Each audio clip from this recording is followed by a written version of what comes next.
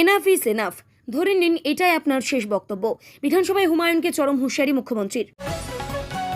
যা হয়েছে ভালোই হয়েছে, রাজ্য হাতছাড়া হতে এই বিস্ফোরক কুণাল ঘোষ। দল হারলেও কেন বললেন সাপ মুক্তি। বন্দরে ববির ডান হাত শামস ইকবাল গ্রেপ্তার, এবার ফিরহাদের পালা। জারি হয়ে গিয়েছে রেড অ্যালার্ট, আজ 5 জেলা ভয়ঙ্কর দুর্যোগের মুখেই। দক্ষিণবঙ্গে বৃষ্টি নিয়েও বড় আপডেট হাওয়া অফিসের। হু হু করে বেড়েছে অভিযুক্ত সম্পত্তি, বাড়ি গাড়ি কি নেই, রাম মন্দিরে আর্থিক কেলেঙ্কারিতেই বড় মোড়।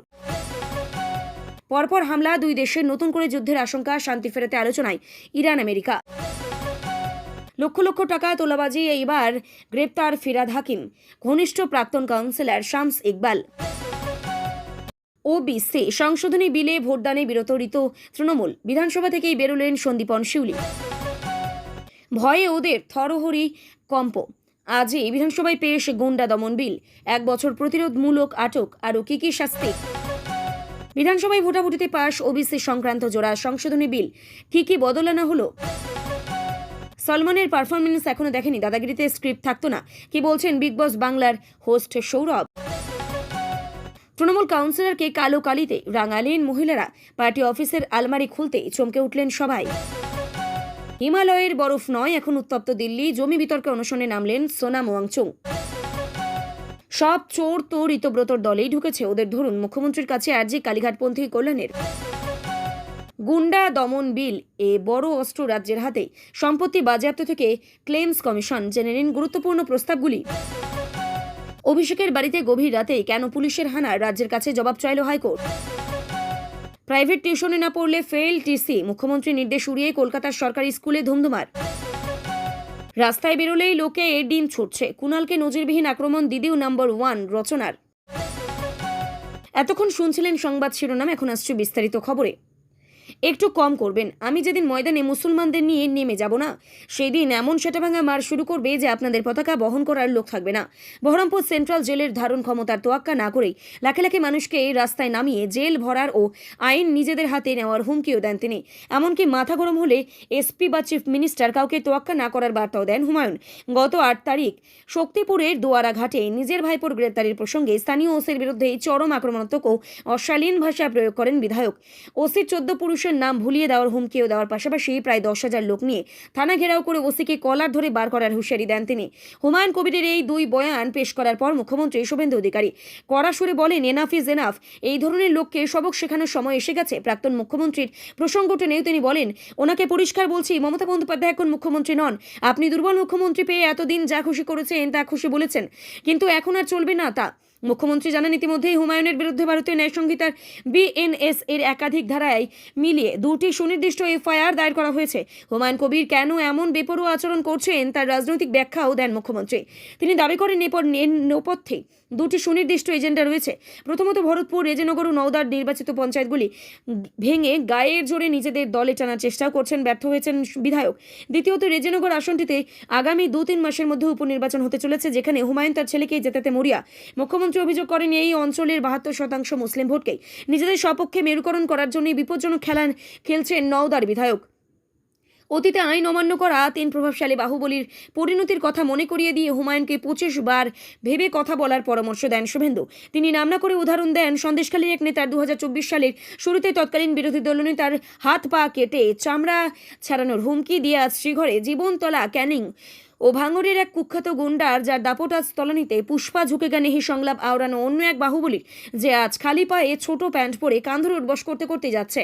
বক্তব্যের শেষে মুখ্যমন্ত্রী স্পষ্ট বার্তা দিয়ে বলেন, কারোর বাপের লাল শেষ কথা বলে না, শেষ কথা বলে ভারতবর্ষের সংবিধান ও আইন। আগামী 1 সপ্তাহের মধ্যেই আমি নিজে মুর্শিদাবাদ যাচ্ছি এবং যেখানে আইনের শাসন প্রতিষ্ঠা করে দেখাবো। যারা আপনাকে ডেকেছিলেন আগে তাদের তুলবো, তারপর আপনার কাছে যাব।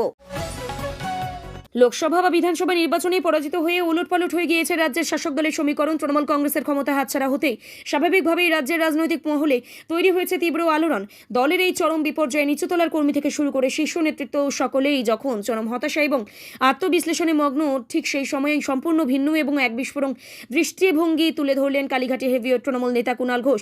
তার মতে, দলের এই হার আদতে দলের পক্ষে মঙ্গলজনক হয়েছে, কারণ এই পরাজয়ের ফলে দলের অন্দরে থাকা সমস্ত আবর্জনা পরিষ্কার হয়ে গিয়েছে এবং প্রকৃত মানুষের পরিচয় সামনে এসেছে। সোমবার নিজের সোশ্যাল মিডিয়া অ্যাকাউন্টে একটি দীর্ঘ ও চাঞ্চল্যকর পোস্ট দলের পরাজয়কে কার্যত সাপ মুক্তি বলেই আখ্যা দিয়েছেন তিনি। তার এই বক্তব্য ঘিরে ইতিমধ্যেই রাজ্য রাজনীতিতে তোলপাড় শুরু হয়ে গিয়েছে। যা হয়েছে ভালো হয়েছে।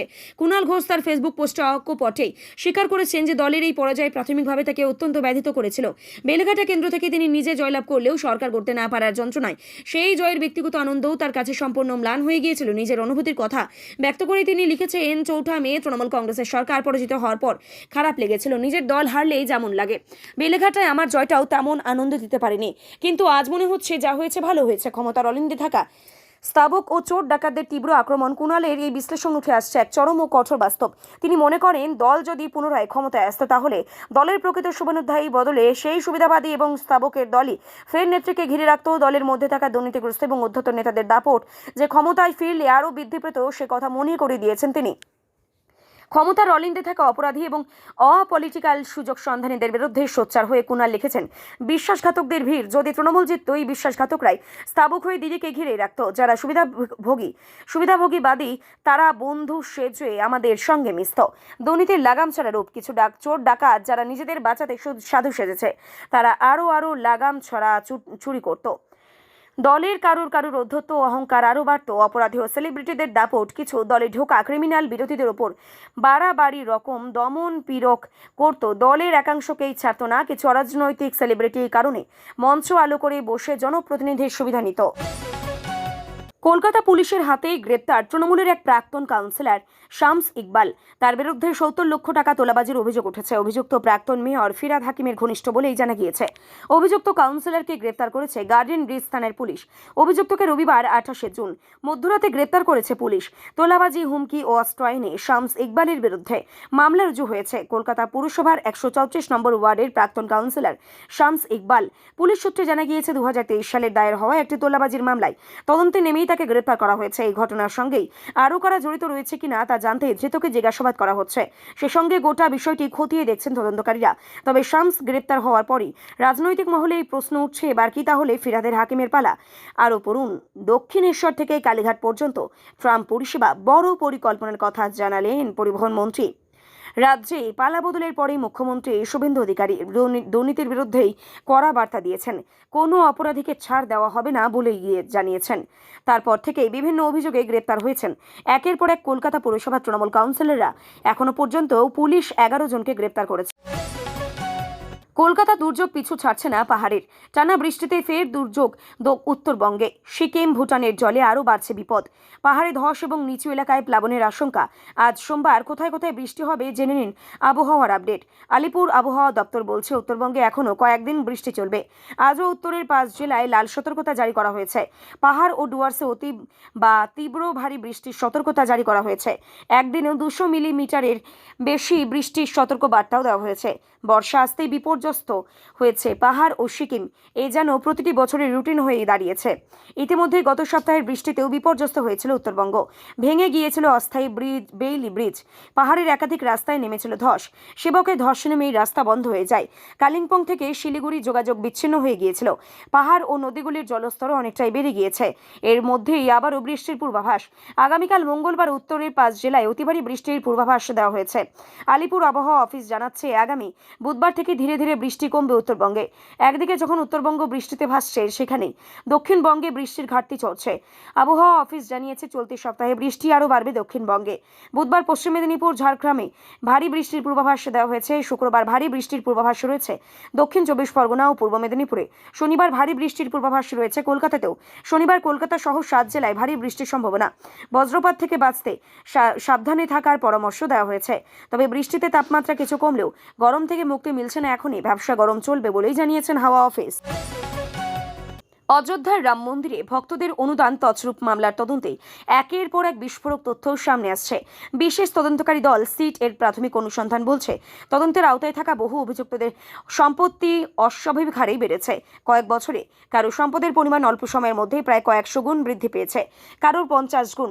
তাদের আয় ব্যয়ের হিসাব খতিয়ে দেখলে বিপুল পরিমাণ আর্থিক অসঙ্গতি এবং বেআইনি লেনদেনের ইঙ্গিত পেয়েছে তদন্তকারী আধিকারিকরা। তদন্তকারীদের দাবি অভিযুক্তদের অনেকেই জমি, আবাসন, প্লট, এমনকি হোটেলের মতো মূল্য মূল্যবান সামগ্রী কিনছেন, যা তাদের বৈধ আয়ের সঙ্গে কোনোভাবেই সামঞ্জস্যপূর্ণ নয়। এই সম্পত্তিগুলো কেনার জন্য ব্যবহৃত অর্থের উৎস খুঁজতেই এখন জোর দেওয়া হচ্ছে। টাকার ভাগাভাগি নিয়েই ফাঁস কেলেঙ্কারি সূত্রের খবর। অনুদানের অর্থ ভাগাভাগি নিয়েই অভিযুক্তদের মধ্যে বিবাদের জেরে গোটা কেলেঙ্কারি তথ্য প্রকাশ আসে। বর্তমানে টিন্নু যাদব সহ মোট 30 জনের ভূমিকা খতিয়ে দেখছে সিট। তদন্ত শুরু হওয়ার পর খবর পেতেই অভিযুক্তদের অনেক অপরাধের প্রমাণ নষ্ট করার চেষ্টা করেন। একাধিক অভিযুক্ত তাদের মোবাইল ফোন এবং হোয়াটসঅ্যাপ চ্যাট এবং অন্যান্য গুরুত্বপূর্ণ তথ্য মুছে ফেলেছেন। কেউ কেউ আবার মোবাইল ফোনই ফরম্যাট করেছেন। তবে তদন্তে সিসিটিভি ফুটেজ, মোবাইল ফোন এবং অন্যান্য ইলেকট্রনিক তথ্য প্রমাণকে সবচেয়ে বেশি গুরুত্বপূর্ণ হাতিয়ার হিসেবেই ব্যবহার করছে পুলিশ।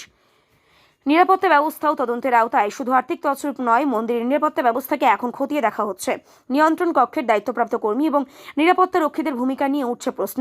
সিটের পূর্ণাঙ্গ তদন্ত শেষ হলে সংশ্লিষ্টদের বিরুদ্ধে বিভাগীয় ব্যবস্থা নেওয়া হতে পারে বলেও সূত্রের খবর। একই সঙ্গে মন্দির ট্রাস্টের কয়েকজন দায়িত্বশীল আধিকারিকদের ভূমিকাও তদন্তের আওতায় এসেছে। তদন্তকারীরা জানাচ্ছেন, এখনো পর্যন্ত তাদের কাউকেই সম্পূর্ণ নির্দোষ বলে ঘোষণা করা হয়নি। প্রত্যেকের ভূমিকা পৃথকভাবে খতিয়ে দেখা হচ্ছে।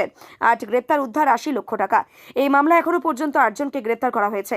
ধৃতরা হলেন অবিনাশ শুক্লা, অনুকল্প মিশ্র, লবকুশ মিশ্র, মনীশ কুমার যাদব, করুণেশ পাণ্ডে, রামশঙ্কর মিশ্র, সুভাষ শ্রী যাদব এবং রামশঙ্কর ওরফে টিন্নু যাদব। তারা সকলেই মন্দিরের অনুদান বাক্সে জমা হওয়া নগদ অর্থ গয়না গণনার দায়িত্বে ছিলেন। তদন্তকারী দল ধৃতদের বাড়িতে তল্লাশি চালিয়ে অর্থের উৎস এবং সম্পত্তির খোঁজ করছে। পাশাপাশি তাদের পরিবারের সদস্যদেরও জিজ্ঞাসাবাদ করা হচ্ছে। রাম মন্দির উদ্বোধনের পর থেকে অভিযুক্তরা কি কি সম্পত্তি কিনেছেন তার বিস্তারিত তালিকাও তৈরি করা হচ্ছে। ধৃত অনুকল্প মিশ্রের পিসি নেহা মিশ্র পুলিশকেই জানিয়েছেন, রাম মন্দির ট্রাস্টে কাজ শুরু করার পর থেকেই অনুকল্প ও তার পরিবারের জীবনযাত্রায় উল্লেখযোগ্যভাবে পরিবর্তন আসে। কোটি টাকার তছরূপের অভিযোগ, প্রায় 7,75 লক্ষ টাকার অনুদান তছরূপ হয়েছে এই পর্যন্ত। পুলিশ মাত্র 80 লক্ষ টাকা উদ্ধার করেছে। মন্দিরে 8 কর্মী যে অনুদানের অর্থ আত্মসাৎ করেছিল তা দেখে গেছে, সিসিটিভিতেই দেখা গেছে। এদিকে অনুদান কেলেঙ্কারির জেরে সম্প্রতি নৈতিক দায় স্বীকার করে পদত্যাগ করেছেন শ্রীরাম জন্মভূমি তীর্থক্ষেত্র ট্রাস্টের সাধারণ সম্পাদক চম্পত রায়। অন্যদিকে মন্দির নির্মাণ কমিটির প্রধান তথা প্রাক্তন আইএসএস অফিসার নৃপেন্দ্র মিশ্র জানিয়েছেন, অনুদান তছরূপের অভিযোগে প্রধানমন্ত্রী নরেন্দ্র মোদীও গভীর উদ্বেগ প্রকাশ করেছেন। তদন্তকারীদের দাবি, অর্থের পুরো গতিপথ এবং এই চক্রের সঙ্গে আরও কারা জড়িত রয়েছে তা জানতেই তদন্ত আরও জোরদার করা হচ্ছে। মধ্যপ্রাচ্যে আবারও চরম উত্তেজনা। হরমুজ প্রণালীতে একটি তেলবাহী ট্যাঙ্কারে হামলার ঘটনার কয়েক ঘন্টার মধ্যেই ইরানের বিরুদ্ধে নতুন করে সামরিক অভিযান চালালো আমেরিকা। ফলে দুই দেশের মধ্যে সদ্য হওয়া অন্তর্বর্তী শান্তি চুক্তি কার্যত ভেঙে পড়ার মুখেই। তবে সংবাদ সংস্থা রয়টার্স সূত্রেই খবর, সাম্প্রতিক সংঘাত বন্ধ করতে এবং হরমুজ প্রণালী নিয়ে তাদের বিরোধের বিষয়ে আলোচনা পুনরায় শুরু করতেই সম্মত হয়েছে ইরান ও আমেরিকা। অন্তর্বর্তীকালীন শান্তি চুক্তি রক্ষা হতে পারে এই বৈঠকে, এমনটাই আশা করা হচ্ছে। সংবাদ সংস্থা রয়টার্সকে এক মার্কিন আধিকারিক জানিয়েছেন, সমঝোতা স্মারকের সকল বিষয়ে কারিগরি আলোচনা অব্যাহত থাকবে। উভয় পক্ষ আপাতত আলোচনা স্থগিত রাখবে এবং জাহাজগুলো অবাধেই চলাচল করতে পারবে। বৃহস্পতিবার হরমুজ প্রণালীতে একটি পণ্যবাহী জাহাজে ইরানের ক্ষেপণাস্ত্র আঘাত আনার পর থেকে বেশ কয়েকদিন ধরেই চলা হামলা ও পাল্টা হামলার পরিপ্রেক্ষিতে এবার কূটনীতিতে ফের সম্ভব হবে। এই সময় যুক্তরাষ্ট্র ও ইরান উভয় পক্ষই একে অপরকে 17 জুন স্বাক্ষরিত অন্তর্বর্তীকালীন যুদ্ধবিরতি লঙ্ঘনের জন্য অভিযুক্ত করেছে। রবিবার ভোরে ইরান, কুয়েত ও বাহরাইনে মার্কিন সামরিক স্থাপনাগুলোতে ক্ষেপণাস্ত্র ও ড্রোন হামলা চালিয়েছে। আর কিছুক্ষণ আগেই প্রেসিডেন্ট ডোনাল্ড ট্রাম্প হুমকি দিয়েছেন যে যুদ্ধবিরতির চুক্তি মেনে না চললে ইসলামিক প্রজাতন্ত্রের অস্তিত্ব বিলুপ্ত হয়ে যাবে। মার্কিন সেন্ট্রাল কমান্ড জানিয়েছে, ইরানের একটি ড্রোন হামলায় পানামা ফ্ল্যাগযুক্ত একটি তেলবাহী জাহাজ ক্ষতিগ্রস্ত হওয়ার পরও পাল্টা হামলা চালানো হয়। মার্কিন বাহিনী ইরানের নজরদারি কেন্দ্র, যোগাযোগ ব্যবস্থা, ড্রোন ঘাঁটি এবং সাময়িক অবকাঠামোকে নিশানা করে। কেন গুরুত্বপূর্ণ হরমুজ প্রণালী? হরমুজ প্রণালী বিশ্বের অন্যতম গুরুত্বপূর্ণ জ্বালানি করিডর। বিশ্বের প্রায় 20% তেল এবং প্রাকৃতিক গ্যাস ওই জলপথ দিয়ে পরিবাহিত হয়। ফলে ওই অঞ্চলে সংঘর্ষ বাড়লে তার সরাসরি প্রভাব পড়তে পারে আন্তর্জাতিক তেলের দামে এবং বৈশ্বিক অর্থনীতিতে। বিশ্বজুড়ে উদ্বেগ। নতুন করে মার্কিন ইরান সংঘাত শুরু হওয়ায় আন্তর্জাতিক বাজারে উদ্বেগ বেড়েছে এবং যদিও দুই দেশেই পরে কূটনৈতিক আলোচনায় ফেরার ইঙ্গিত দিয়েছে এবং কাতারে নতুন বৈঠকের সম্ভাবনার কথাও জানিয়েছে, তবু পরিস্থিতি এখন অত্যন্ত উত্তেজনাপূর্ণ।